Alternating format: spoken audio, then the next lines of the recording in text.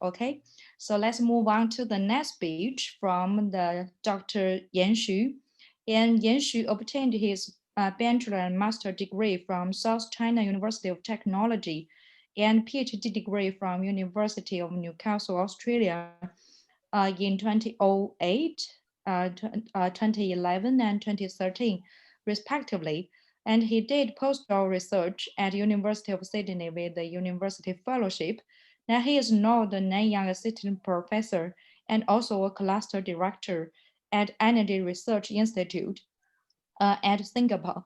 And he is now also leading the Stability, Optimization, and Data Analytics Group, which consists of 14 PhD students and 6 postdoc fellows, and focusing on power system stability, microgrids, and smart grid data analytics research. Actually, as I know, Dr. Yan Xu started related research very earlier, and his research outcomes have been a lesson to the industry and practical applied. So at the first or corresponding author, he has published one book and 82 attributed section papers and 28 IT journal papers. So let's welcome him giving us a speech. Actually, as we all know that more and more renewable energy resources will be integrated in the energy systems and the storage actually the critical part. So how to monitoring the health and the storage system is actually a really critical issue. So the Yanxi will give us the speech focus on the data-driven health monitoring of Li-ion battery energy storage systems. So welcome. Okay, thank you, Professor Liu, for your kind introduction, and thank you for inviting me to this panel. Hello, everyone. This is Yan speaking from Singapore. So my topic today is on the data-driven health monitoring of the Li-ion battery. This is my outline of the presentation. So at the beginning, I will give you a very quick introduction to the research background, research motivation, as well as the problem descriptions. Then after that, I will focus more on our proposed methodologies, including the new health indicators for the Li-ion batteries, the randomized learning algorithm-based ensemble learning model, as well as the credibility evaluation criteria and some of the different ensemble model design. And finally, I will quickly go through the existing results in our group. Okay, so as we know, the Li-ion batteries have been widely applied in the industry, such as the electrical vehicles, the grid energy storage systems, as well as the customer electronics. So the working principle of the Li-ion battery is based on the movement of the Li's ions between the positive and the negative electric load. So if we click in, you can see this is a very complex chemical reaction process. Well, we are actually electrical engineering researchers. So our research focus is actually on the electrical properties of the Li-ion batteries. So we do not look into the electrical chemical reaction process. Instead, we are actually looking at the charging and discharging properties of the Li-ion batteries. So here you can see a typical charging process and the typical pulsed discharging profile. So for the charging process, initially the voltage of the battery will gradually increase to a certain level, let's say 4.2 volts. And after that, the voltage will be staying there. And for the initial stage, the current of the charging will be a constant, which is called constant current stage.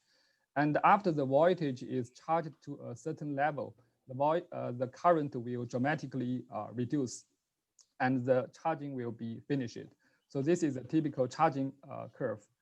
And for the discharging, as you can see, after the charging, after the discharge, the power energy, the voltage of the battery cell will gradually reduce. And if we rest the battery for a certain while, you can see the voltage will gradually recover.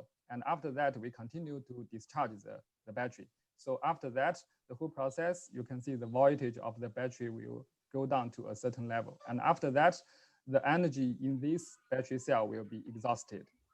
However, during this charging and discharging, the battery cell will experience an aging process. From the chemical perspective, this is because of the lithium consumption, lithium plating, decomposition of the electrolyte, etc., which is very complex chemical process. While equivalently, if we look at the electric property, we can see that the internal resistance of the battery cells will increase and the remaining capacity of the battery cell will decrease. So in this case, we will call that the battery health is degraded. So in practice, we need to monitor the state of the health of the battery, as well as to predict the remaining useful life of the batteries. These are two very basic and important functions in the battery management systems. Okay, in order to achieve the so-called SOH estimation, conventionally, we have two types of the method. The first one is the measurement-based approach. So specifically, we can measure the internal resistance of the battery. As I just mentioned, when the battery becomes older and older, the internal resistance will naturally increase. So the first approach is to directly measure the internal resistance by injecting a pulse current. Then we can observe the voltage difference so that we can calculate the resistance. And in this case, the state of the health can be defined by the end of life resistance minus the current resistance divided by the end of life resistance minus the initial resistance. However, clearly, in order to measure this internal resistance, we have to shut down the battery. So this process can only be conducted in the offline stage. And besides, we need the special testing equipment to perform this test. And this whole process is relatively more complex. Another type of the measurement method is to directly measure the capacity of the battery cell. So we can achieve this through the so-called Coulomb counting, which is to directly calculate, to count how much Coulomb is stored in the battery cell. And in this case, we can calculate the state of the health by dividing the current capacity and the nominal capacity of the battery cell. And clearly, this measurement approach is also very time consuming. We need to complete the full charging and discharging cycle. And of course, it's quite difficult to implement in practice. So this is some drawbacks of the measurement approach. Another approach is based on the models of the battery cells. So specifically, we have two types of the model. The first one is the electrochemical model, which is to model the dynamics of the electrochemical reaction process. And of course, this model is quite complex because we need to combine the chemical electrical reaction dynamics into the model. And besides, the parameters of the model is not easy to estimate. Another approach, another model for the battery cell is on the equivalent circuit model. So here you can see equivalent circuit model, which consists of the voltage source, resistance, reactance, as well as the capacitance. So the key for this equivalent circuit model is to accurately estimate the parameters in this model. But of course, this process can be quite difficult, especially for the online application. So in order to address these, the shortcomings of the existing approaches, recent years, many people are working on the data-driven methodologies for the state of health estimation and the remaining useful life prediction. So this is a working principle of the data-driven approach. Generally speaking, at the offline training stage, we have a battery aging data set.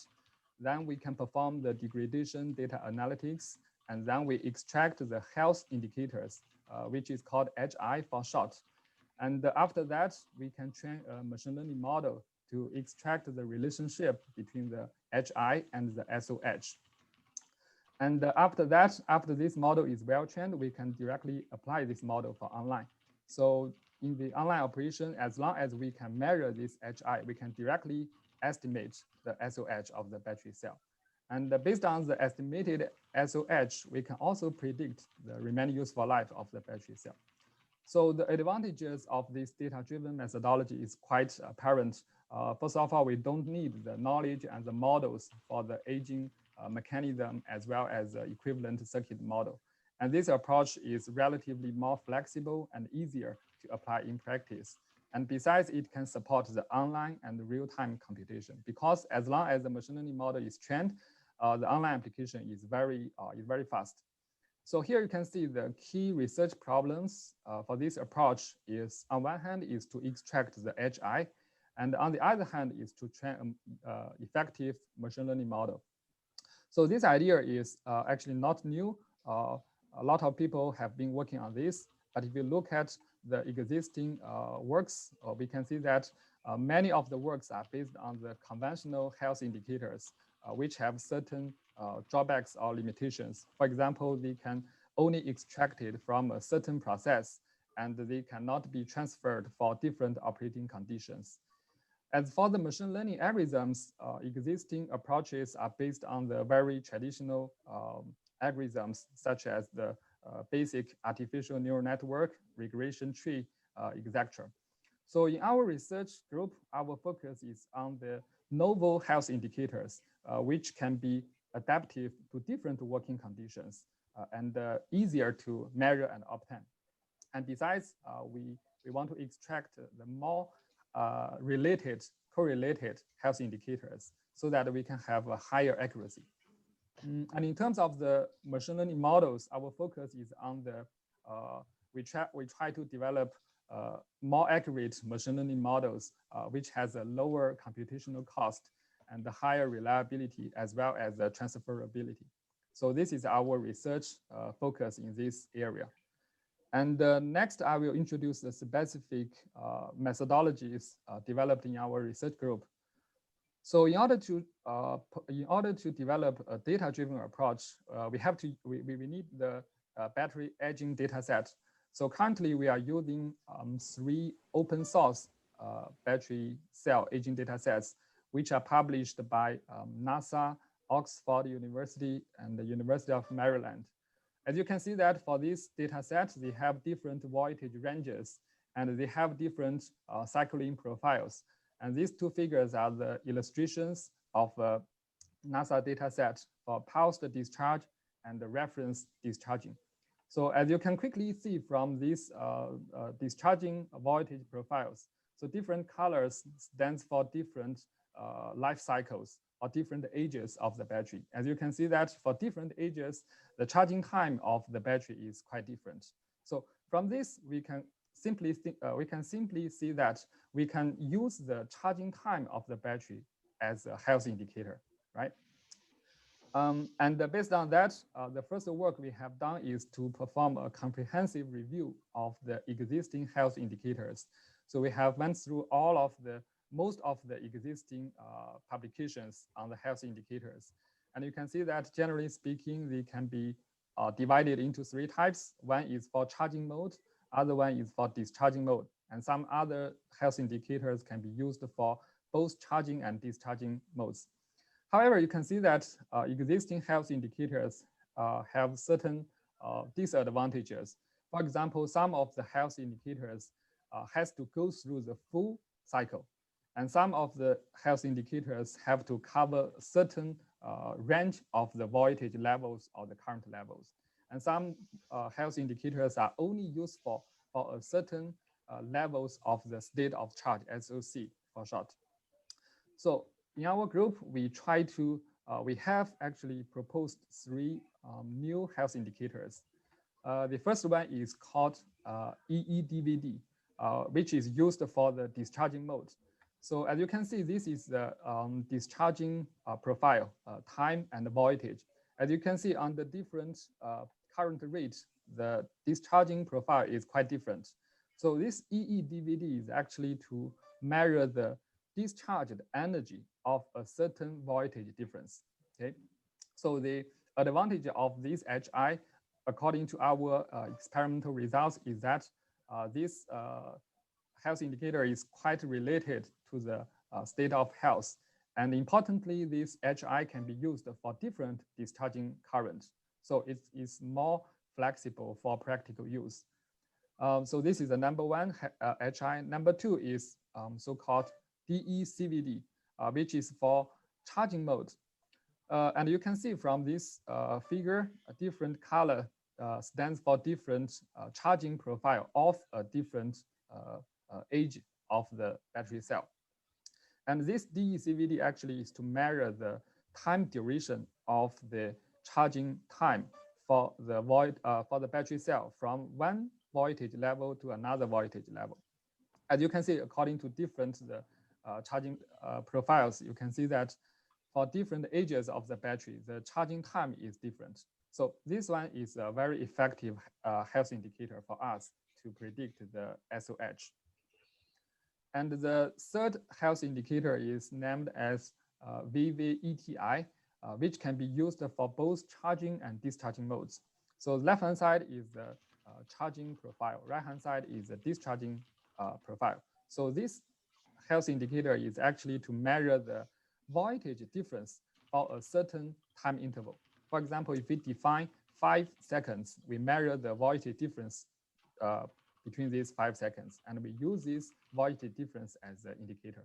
And according to our correlation studies as well as testing results, this VVETI is also very effective and can lead, and importantly, it can be used for both charging and discharging mode. So it's quite flexible. And after that, we have performed the correlation analysis to verify the proposed HI and its correlationship with the SOH. So we use the Pearson correlation coefficient. This is to validate the linear relationship of this HI. As you can see, for the EEDVD, for the 6 aging data set, you can see that the PCC coefficient value is as high as 0.95. So we know that 1.0 PCC value means the exactly linear relationship. So 0.95 is quite a high correlation coefficient. And for this DECVD, you can see that it also has a very high linear relationship. And importantly, we observe that a wider voltage range will lead to a higher PCC value. So that means in practice, we can use a relatively higher voltage range to have a higher SOH estimation accuracy.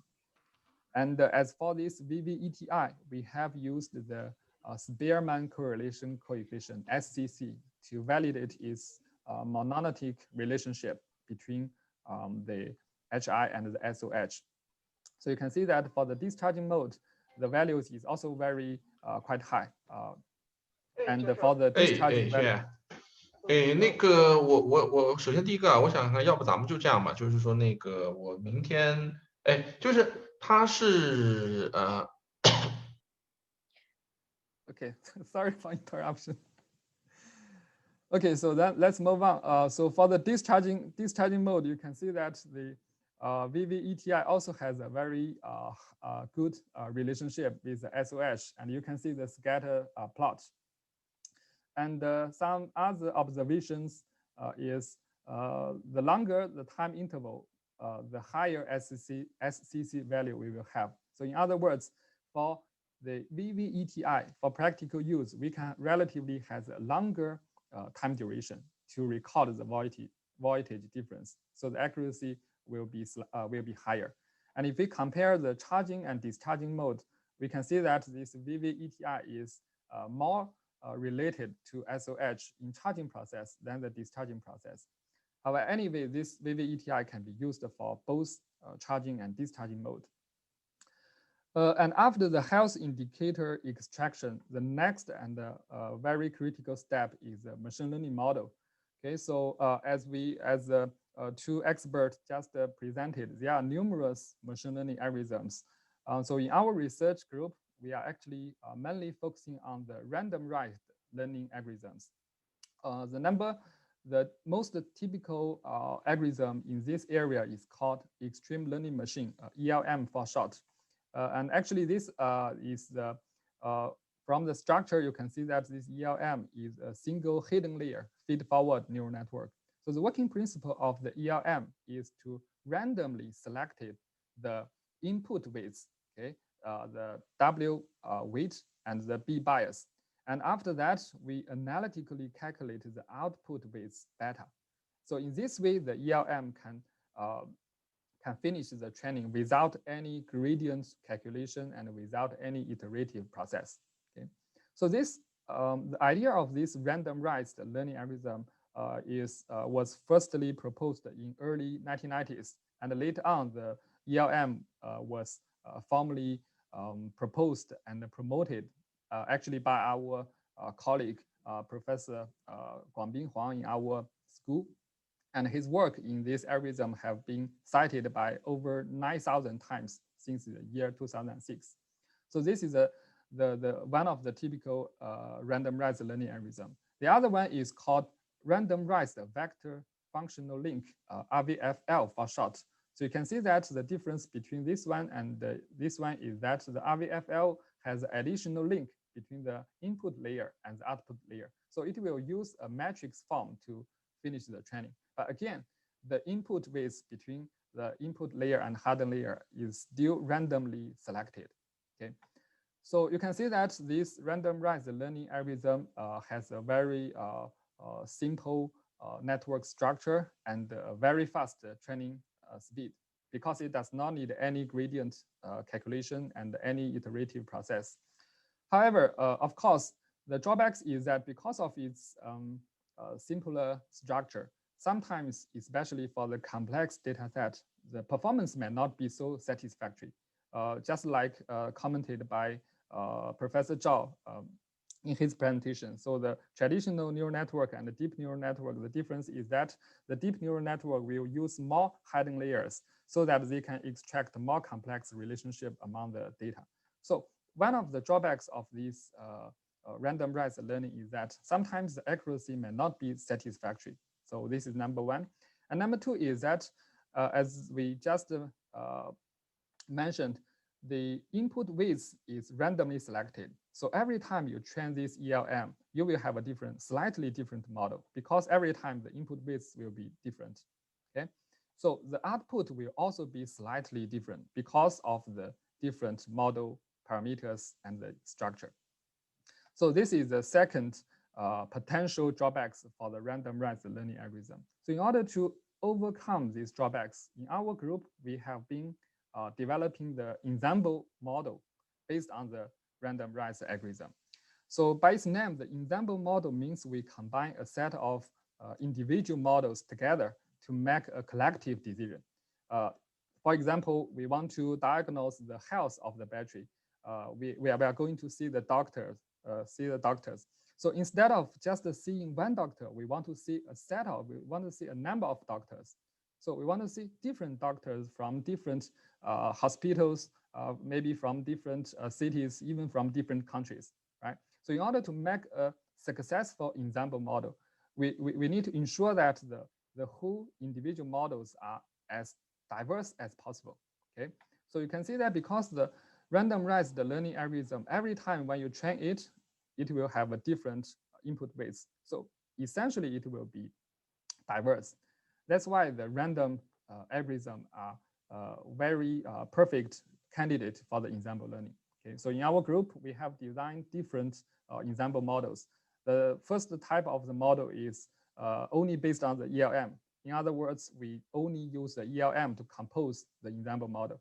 And after that, when the RVFL is proposed, we further combine ELM and the RVF together. So totally, we will train a set of different individual ELMs and individual RVFLs. And after that, each of the individual models will deliver an output. Okay, so the traditional approach is to use the average summation of the individual outputs. However, as we have already discussed, because of the randomized parameters in the network hidden in the input layers, sometimes the output may be not robust. So in order to overcome this drawback, we actually have proposed a credibility evaluation criteria to check the credibility of the individual output. And the idea of this concept is published in our early paper back to eight years ago for the stability assessment of power system.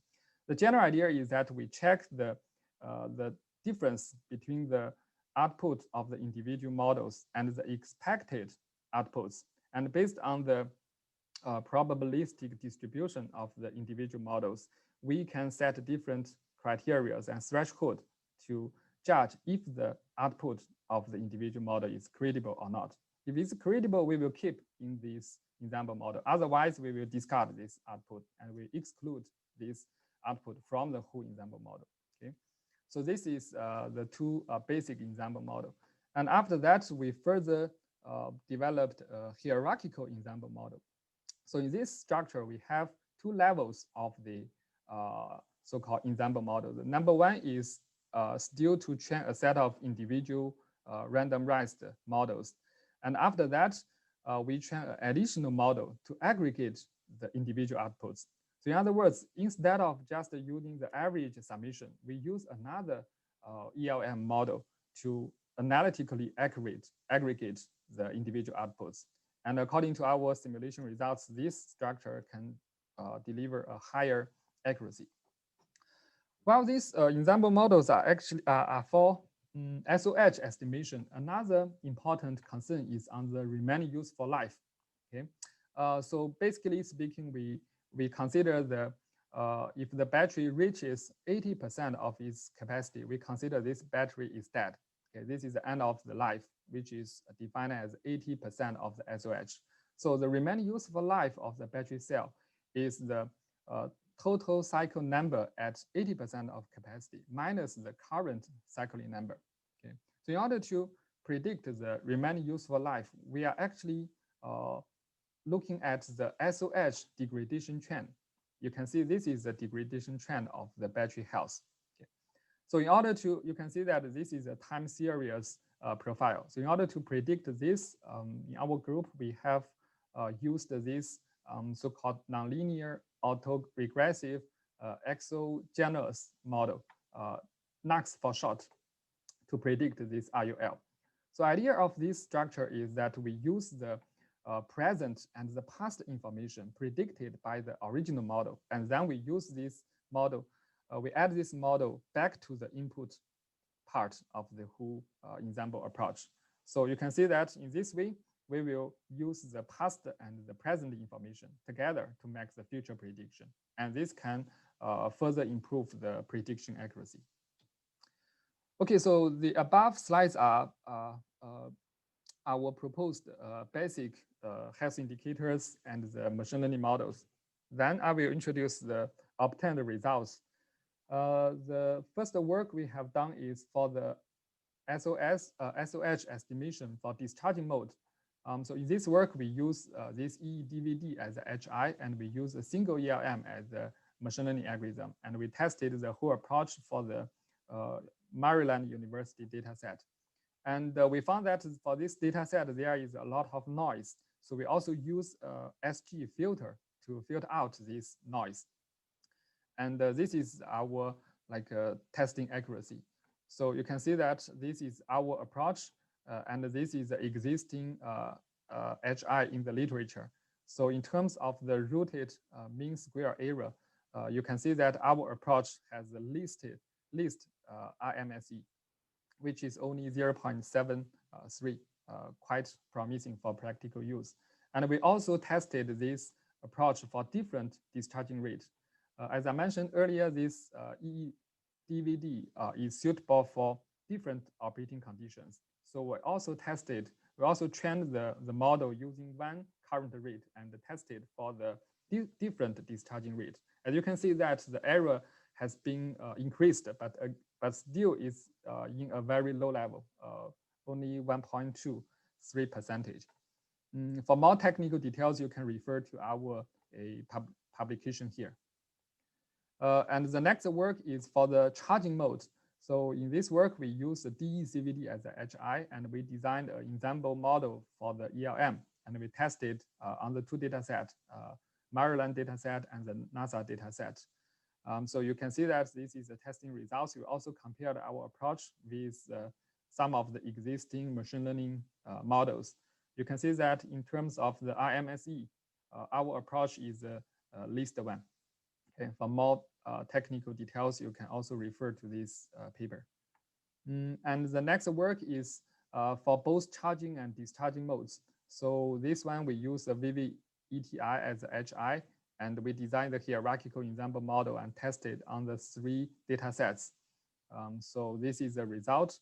You can see that in this work, we also tested the different starting voltage, because as I mentioned, for this VVETI, the voltage range is a critical factor that affects the final accuracy.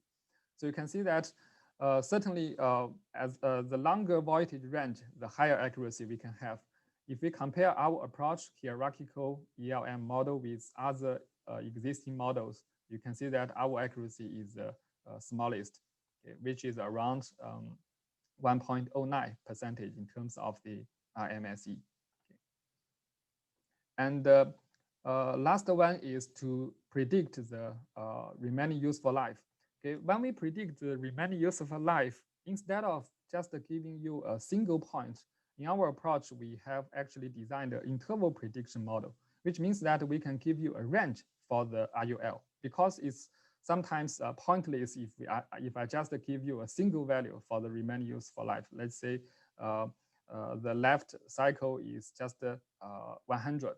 Instead, we give you a range, let's say 99 to 110. So as long as the true RUL fall into this range, it will be useful. And this is the testing results. So you can see that in the 99% confidence level, this is our predicted output. You can see it's a kind of range for the different battery cells. And in terms of the relative error, you can see it's quite small, around 3 to 0.5%. And the absolute error is also very small. You can see that for this battery cell, the absolute error is just 1 cycle. And we also compare the approach with the existing machine learning algorithms. You can see that the performance of our approach is much better than these algorithms. Okay, then this is a list of our publications in this topic, including the journal papers, the conference papers, and we also filed a technology disclosure, and this has been licensed to an industry company. Okay, this is the end of my presentation. Thank you very much. Yeah, thank you very much. So any question for Dr. Yanshu? I think the talk includes a lot of information. Maybe the attendee require time to know and understand. I can ask one quick question. Since the battery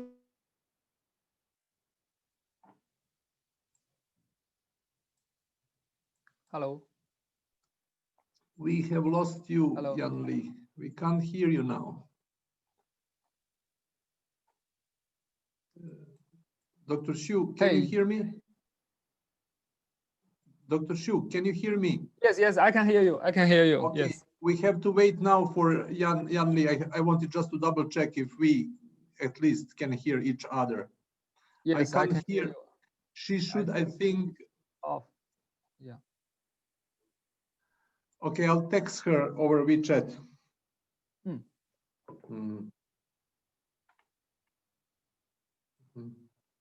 Hello, Yan Li, we have lost you.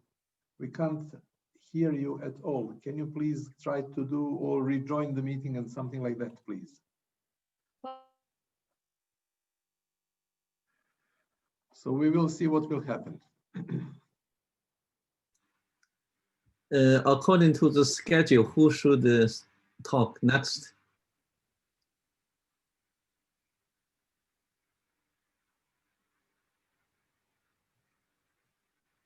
Can you hear me? The next speaker is Dr. Raphael from University of Zurich. If you can. Hello, Raphael, are you here? Hello, can you hear me? Yes, I can hear you.